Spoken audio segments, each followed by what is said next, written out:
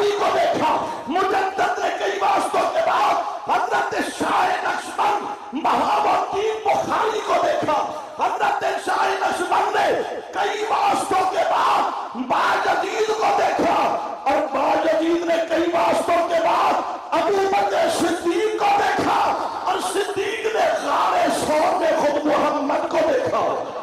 अल्लाह अल्लाह अल्लाह। और कैसे देखा? मैं आपसे पूछता हूं, ध्यान से जवाब देना। चेहरा देखकर दिल खुश हो रहा है? नहीं नहीं, जरा दिल से कहो। चेहरा देखकर दिल खुश होता है। भाई जब वादी अजीज का शादाबा मसनद सिदारत